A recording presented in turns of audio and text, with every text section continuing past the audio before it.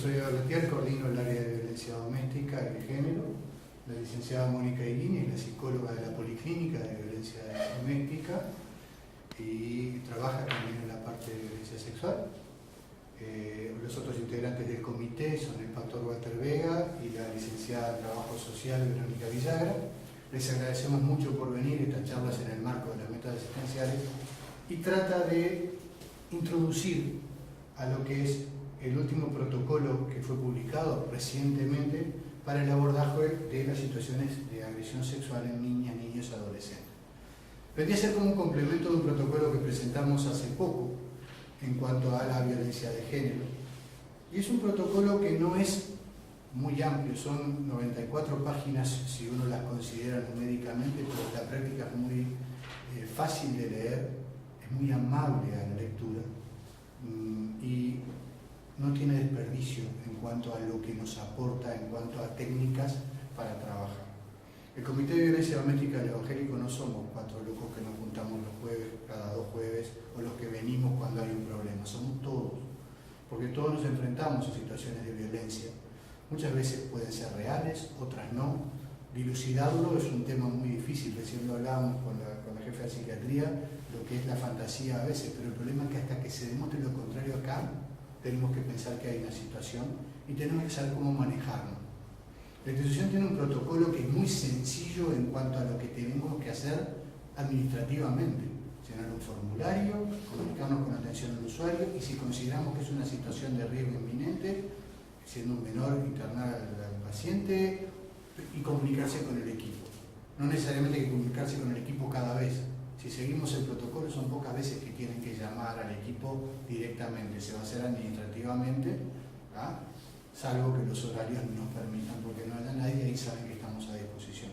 Pero es importante conocer la otra parte, cómo enfrentamos nosotros al paciente, porque lo vamos a seguir teniendo adelante, y esto nos da muchas herramientas para eso. Lo que vamos a tratar es de raspar la superficie de esto, porque es muy amplio, muy largo sería, y lo más importante es perder un rato, o ganar un rato, y leerlo. ¿Ah? Porque probablemente de esa lectura aprendamos y aprendamos mucho. No solamente de esto, porque muchas veces nos va a dar empatía para manejarnos en otras situaciones que son distintas. El dolor de las personas no solamente pasa cuando les pegan o cuando las intentan violar, sino que los lineamientos de cómo enfrentarse a la persona que está con una situación de quiebre van a ser similares. Entonces está bueno porque es un aprendizaje que nos tenemos que dar nosotros como funcionarios de la salud, como personas que la gran mayoría elegimos esto para ayudar a los demás. Vamos a tratar de hacerlo ágil, vamos a tratar de hacer un ping-pong con Mónica. Ella arranca y yo le voy a ir agregando algunas cosas o le sigo. ¿Ah?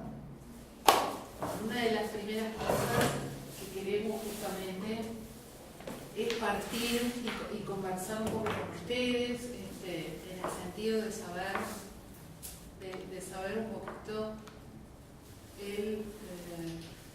a nivel de lo que es el manual, pero también básicamente vamos a desarrollar diferentes puntos en donde tenemos de dónde partimos, el abordaje específico, que es justamente parte de lo que dice el manual, y la respuesta a la primera línea. Ahí está. Pero a lo que apuntaba, un poquito a lo que ustedes generalmente se encuentran o lo que ustedes normalmente a nivel de su trabajo encuentran en relación a esta temática, en relación a lo que es el abuso o cuando hay una situación o cuando se enteran. En ese sentido queríamos un poco hacer una instancia mínima de lo que es la lluvia de ideas, por eso el poder aportar, ¿no? Que se piensa comúnmente sobre el abuso sexual infantil, por ejemplo, o si no, con qué tipo de conceptos ustedes se encuentran en la diaria o a nivel de familia, pero básicamente focalizarlo a nivel de lo que es el trabajo diario que ustedes tienen, porque hemos tenido diferentes casos, o sabemos de determinadas situaciones de nuestro barrio, de nuestra historia, y un poco, ¿qué les sugiere a ustedes cuando decimos abuso sexual infantil? Una cosa que venía pensando antes de venir para acá, claro, es yo hoy me tocó abuelo. Estaba con mi nieta que tiene 2 años y medio y mi nieto que tiene 5. Estaba con mi nieta y a mi nieta le noté algo raro, entonces no tuve más que sacarle el pañal agarrar una toallita, limpiarle la caca y cambiarle el pañal. Le toqué la cola, evidentemente. Para mejor a mi nieto hubo que bañarlo, tiene una fimosis. Entonces cada vez que lo bañamos, le agarramos el pito y le corremos la piecita para atrás para que esa fimosis retraiga y no tenga esa patología. Si lo miramos fríamente, le toqué la cola y los genitales a mis 2 nietos. Pero sin embargo, hice un acto de amor en el cual no existe ningún tipo de agresión sexual.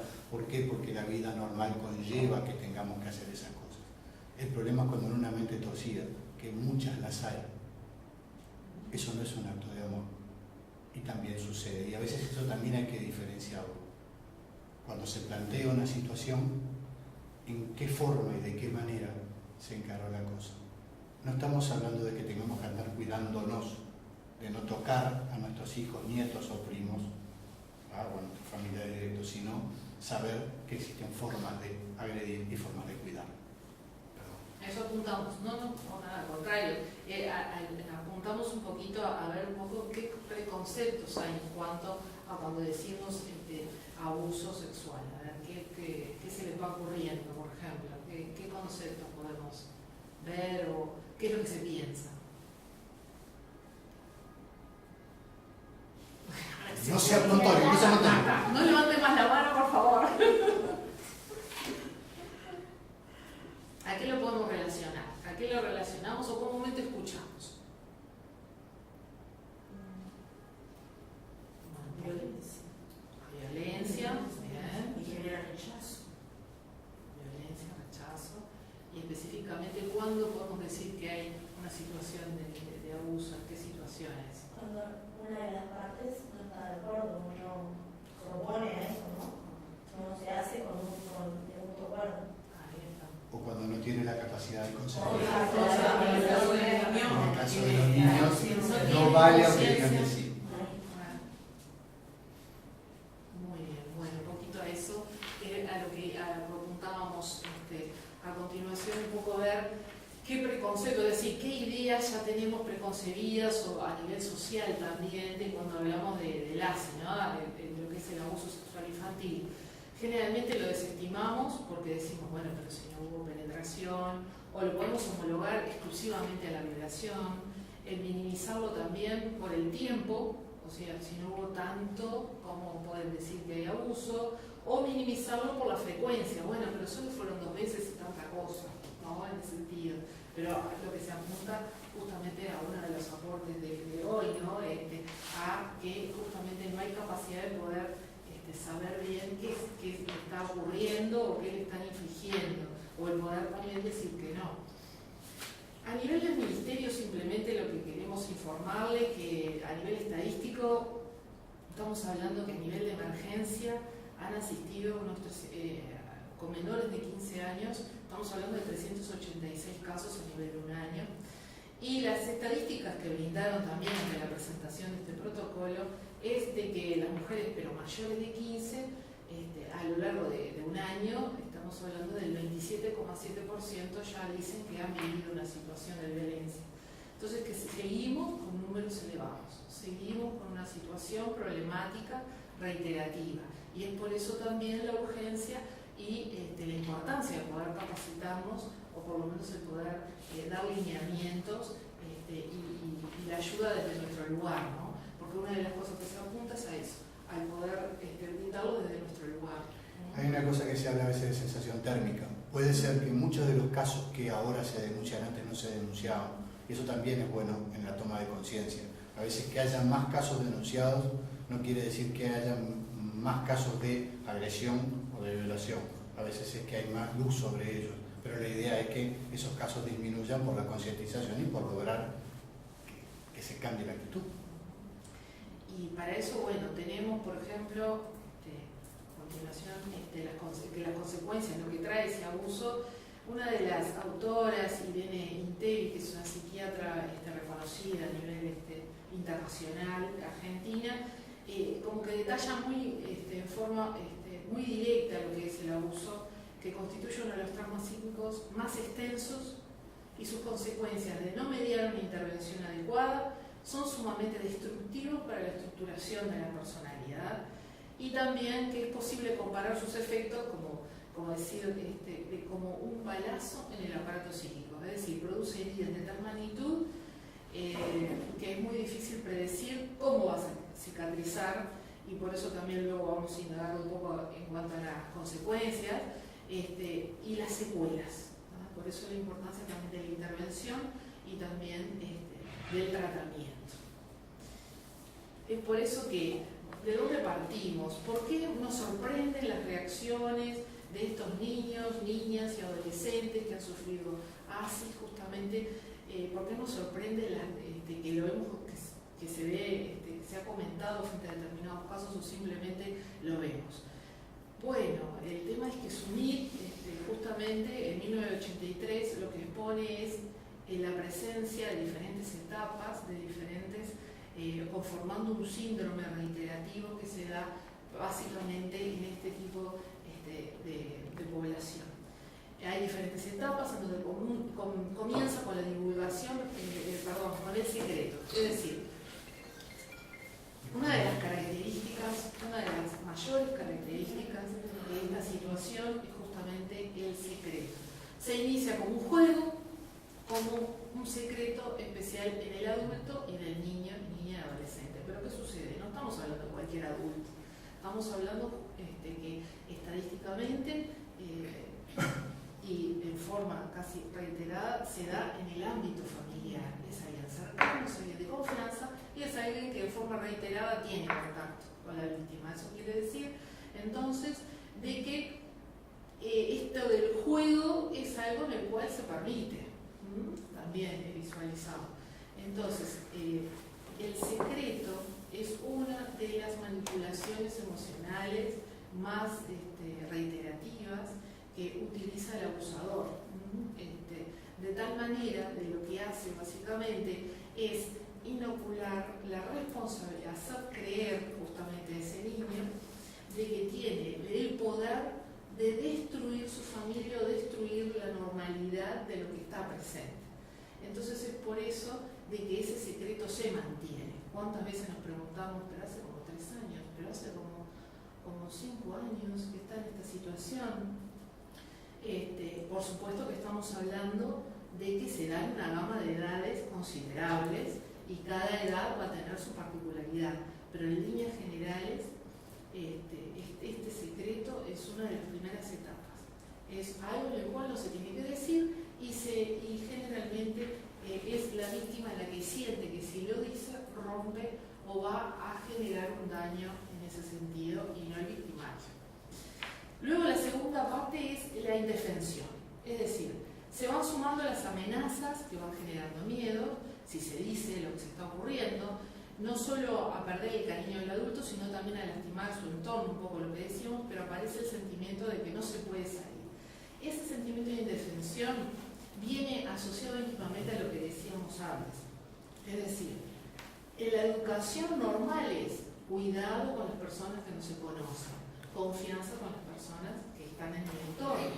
Entonces, si esta persona está en el entorno, hay una relación de cariño, hay incluso hasta se asume responsabilidades de cuidado, entonces es justamente la que genera el mayor daño. Entonces, ahí es donde surge ese sentimiento de indefensión. Pero entonces estoy en esta situación en donde dependo de esta persona y no lo, un poco como decía Eber, y lo que sucede es que no se visualiza como algo tan inapropiado, pero sí se siente justamente como algo que no es correcto. Luego el atrapamiento y acomodación es el ir naturalizando. Una vez que aparece, porque el abuso no solo se da una sola vez, por supuesto que dentro del abuso sexual infantil también está la violación, que puede darse una sola vez, pero normalmente estamos hablando de un mínimo de periodo de tiempo, en líneas generales. Entonces, el sentirse atrapado en la situación, por un lado, y el tratar de lograr una naturalización de lo que está ocurriendo, es el mecanismo psicológico de adaptación. Posteriormente tenemos lo que generalmente nos sorprende. Incluso tenemos en este momento a nivel público con una situación en donde a nivel de los medios se da justamente esta divulgación retrasada de lo que es un abuso. Entonces generalmente se revela cuando transcurrió mucho tiempo. Pueden ser discursos confusos, cargados de angustia, de vergüenza, de terror. Entonces, este develamiento tardío es lo que hace que genere también en el entorno inmediato esa desconfianza, incluso apartar a esa persona, a ese niño o a esa situación, generar también el descreimiento. Esa es otra de las etapas que normalmente se puede observar a nivel de lo que es el entorno familiar, o si no específicamente la división familiar. Yo le creo, pero al otro no le creo, ¿no? Y más si estamos hablando de situaciones también en donde hay ya una situación conflictiva entre los padres. Eso lo hemos observado muchas veces. Tenemos un caso concreto de familia de padres separados, 2 hijas, adolescentes.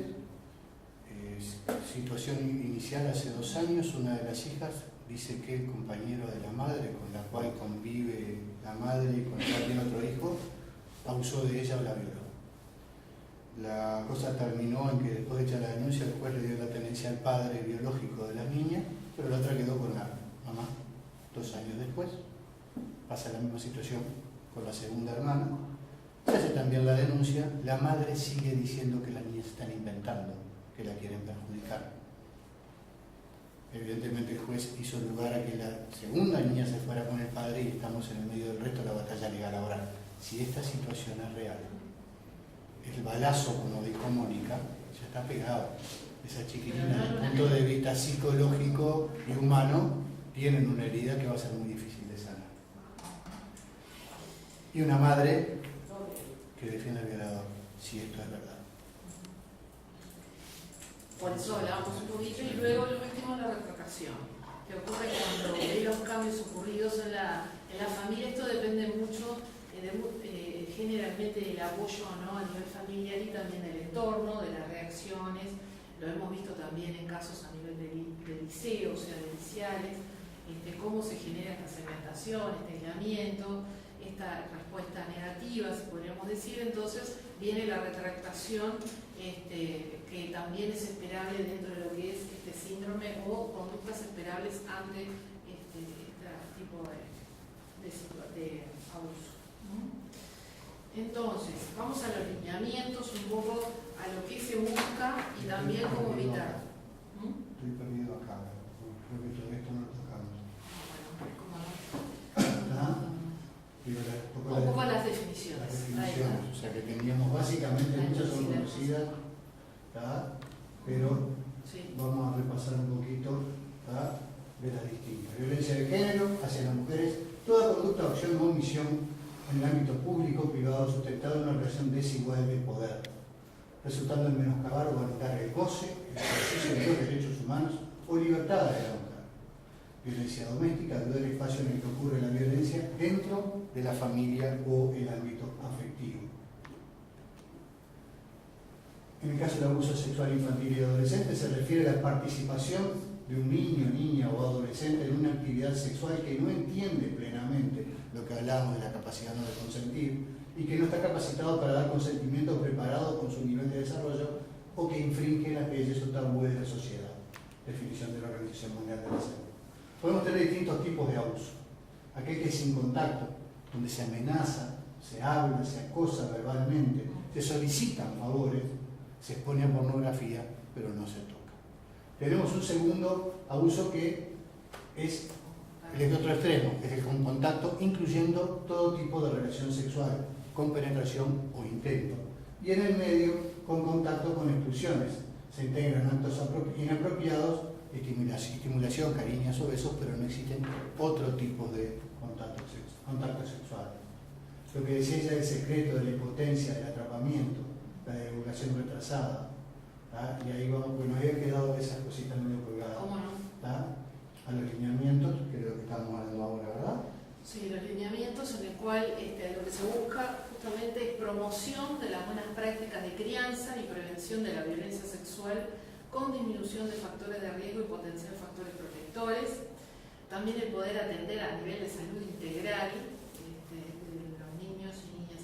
adolescentes, desarrollar estrategias de largo plazo tendientes a reparar el daño, a prevenir nuevos prejuicios y procurar el cese de la situación de violencia, realizar el seguimiento de estas situaciones, porque no solo es la atención, sino también cómo sigue, evaluar y asegurar la atención de las otras víctimas, si es que hay o no, a nivel del entorno familiar.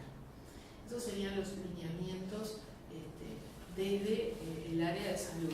Es por eso que tenemos que el primer paso ante, primero, a un relato, porque generalmente nos llega con o ya se realizó la denuncia o tenemos un relato específico que se dio en determinado momento en algún referente familiar, y a partir de ahí es que lo traen al ámbito de la salud, ya sea su pediatra, que después lo derivan a nuestra unidad o a nivel de emergencia. Y en eso es importante valorar el riesgo. A veces recibo llamadas que son porque una situación empezó hace 2 años atrás, apareció el cuento ahora y nos empezamos a apurar. Yo estoy de acuerdo que tenemos que concientizarnos y tratar de resolver la situación, pero ahí, y aunque parezca tonto, lo primero que hay que hacer es la parte administrativa, registrar eso, bien registrada la historia, llenar el formulario, hacer llegar el formulario al equipo.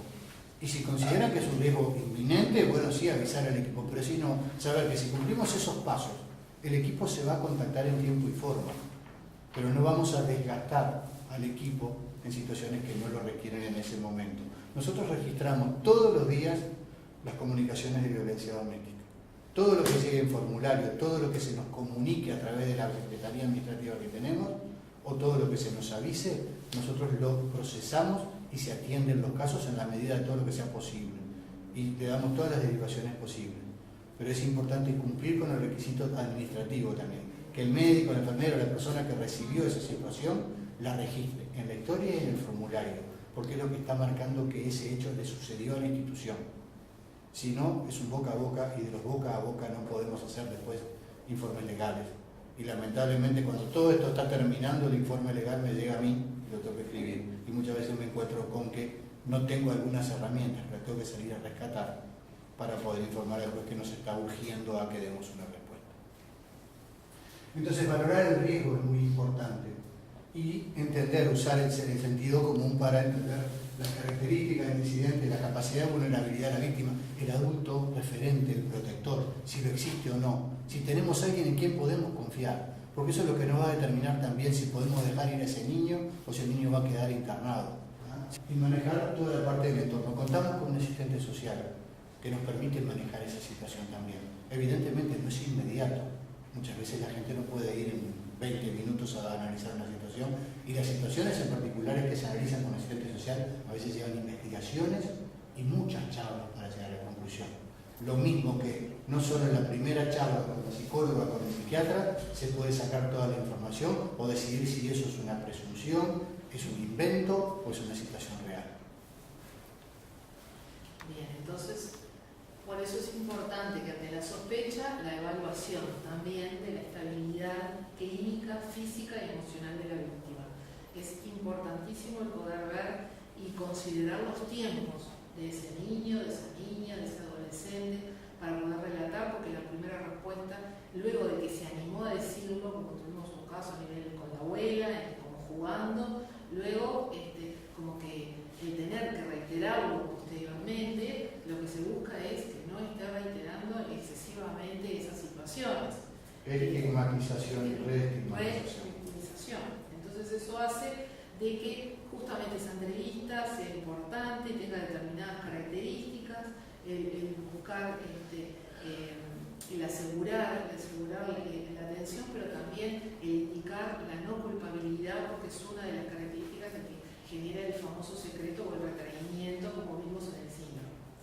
Entonces, el poder ver esa estabilidad, el poder ver si es capaz en ese momento de poder relatarlo, y si no, buscar el momento un poco en el que íbamos. La anamnesis de los protagonistas, la valoración de riesgo y el seguimiento posterior. A tener en cuenta, entonces, escucha activa. Ante entrevista, tomar en cuenta, como decíamos, esos sentimientos. ¿Qué sentimientos van a estar básicamente las víctimas, bueno, desde la vergüenza, desde la ambivalencia, desde la confusión a nivel de tiempo generalmente, los miedos, estar hiperactiva, vigilante, y normalmente uno ve cómo es una disminución, como veíamos hoy, en cuanto a lo que es el nivel de, por eso un poco la lealtad del acusador, pero es más bien el poder hasta defenderlo, entre comillas, de lo ocurrido, ¿no? Que muchas veces uno puede observar. El registro de la historia, como decía Eve, y estar atentos a los indicadores físicos de daños psíquicos del entorno y la respuesta del entorno familiar. Completar los formularios, dejar copia y comunicar atención al usuario, sea Rosana Bruno o cualquier persona atención al usuario, diciendo con esa métrica le va a llegar a Rosana y si es necesario me va a llegar a mí inmediatamente. Y bueno, referente de turno que habitualmente soy yo o es alguien de los integrantes del equipo. El esquema que ya lo recontra conocen, pero es lo que más deberíamos manejar, porque si podemos manejar esto, lo demás va a salir adelante. Y un poco la estructura en cuanto a eso. Yo quiero aclarar un par de cosas más, en particular con respecto al manual. El manual trae 3 o 4 cosas que son, parece que es el original de colores, muy interesantes. Por ejemplo, este esquema que aparecía por ahí, pero no quedó muy claro para leerlo, y una serie de tablas en las cuales tienen todos los indicadores, por ejemplo, de daño psíquico según la edad, las consecuencias según el sistema nervioso afectado. Son tablillas. Yo las leí que me fascinó porque son claras y concretas y nos dan una apertura mental al respecto. Por eso esto hay que leerlo, hay que mirarlo y nos van a dar información útil hasta para nosotros. ¿Ah? No hay demasiada perorata en esto.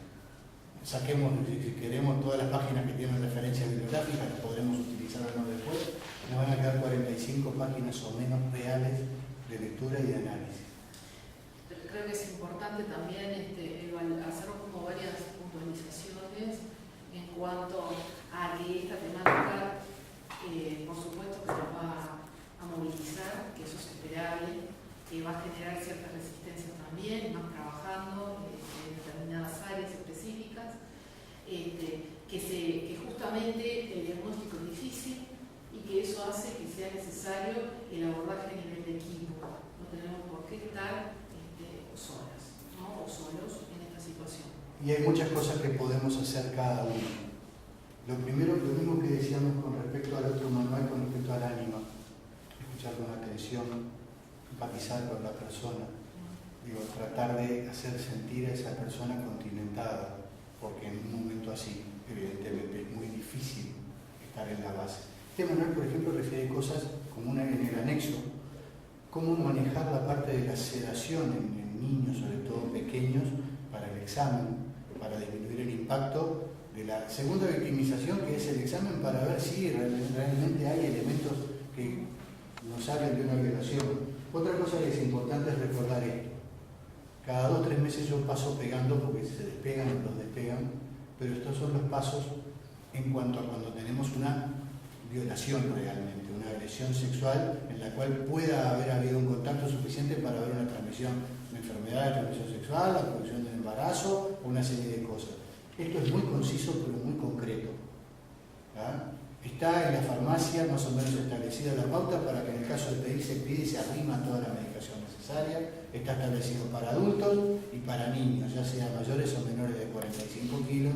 Está también establecido el tema de determinar cuándo una niña puede o no quedar embarazada. En el manual también está muy bien descrito la parte de los estadios de Tanner, tanto para la parte puberal femenina como masculina, son cosas importantes y son cosas que uno debe conocer y estudiar. Entonces, todo este tipo de cosas no son lo que lo tiene que saber Letier, lo que lo tiene que saber Irini o el ginecólogo de guardia. Lo deberíamos manejar todos, porque en alguna instancia y de alguna manera vamos a participar, si estamos en emergencia, si estamos en piso. Entonces eso es importante, no saber que solamente tenemos que abrir la boca para llamar a alguien, sino saber cómo actuar nosotros, porque a veces capaz que nos toca y no estamos por nadie en el entorno en el momento para poder ayudarnos y la primera instancia la vamos a dar nosotros, es importante.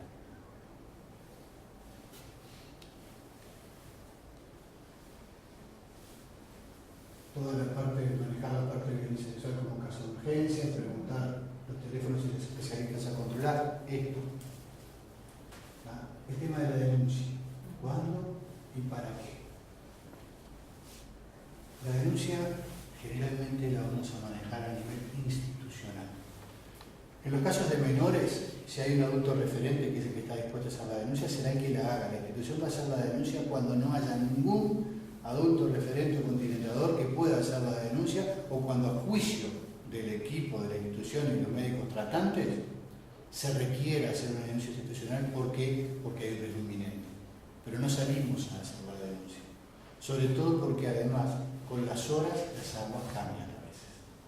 Nos ha pasado, y a mí me ha pasado ver más de una vez acá, situaciones en las cuales llega una niña adolescente, menor de 15 años, que relata un secuestro y violación. No lo vi una sola vez, lo vi más de 2. Pasadas las horas y después de que fue encarada por el psiquiatra de turno, la psicóloga, el asistente social, y con un poquito de boliche de parte de las personas que la charlaron, resultó que en realidad el secuestro no existió, pero yo no sabía cómo explicarle a papá o mamá que salí con mi novio y tuvimos nuestra primera relación sexual y que desangraron. Y eso también pasa. No quita crédito a los casos en los cuales sí hay violaciones, pero ojo con apurarse a hacer una denuncia cuando de repente después generamos una situación legal, algo que primero capaz que es doméstico. Después puede ser legal de acuerdo a las definiciones de violación y la capacidad de consentimiento. También eso es a tener en cuenta. A veces no le quitemos el crédito a la persona que está relatando algo, pero démosle tiempo a que las aguas se calmen para saber si estas cosas fueron exactamente así. ¿Ah? Pero más allá de eso, se hace una denuncia obligatoria de todos los casos de consulta por violencia doméstica o sexual al Ministerio. Pero es otro camino, no implica un procedimiento legal, son cosas separadas. Por eso también es importante el formulario, porque de ahí sale la denuncia que hacemos al Ministerio. ¿Ah? Tenemos un abogado, tenemos un equipo, lo usamos. Nosotros no necesariamente salimos a hacer, y a veces tenemos casos que no hemos pasado de 2 a 3 ateneos. La doctora nos ha acompañado en alguno en el cual todavía no sabemos si realmente hay violencia sexual o no, en el caso de un chico en particular, y a veces es muy largo el sábado. Y bueno, se trata de hacer lo que se puede. Otra cosa importante, a veces me vienen referidos por un centro de educación, hay un protocolo de primaria, hay protocolos de acción, los cuales se cumplen. Y nosotros llevamos un papel en ese protocolo, pero no es que nos tiene la pelota, eso nosotros lo que actuamos. Si la maestra sospecha que un niño tiene abuso, la maestra puede hacer la denuncia. La institución la hará en conjunto con, pero no es, nos pasaron la pelota y nosotros somos responsables. Hay todo un entorno social y familiar en el cual tenemos que insertarnos. No tomamos la primera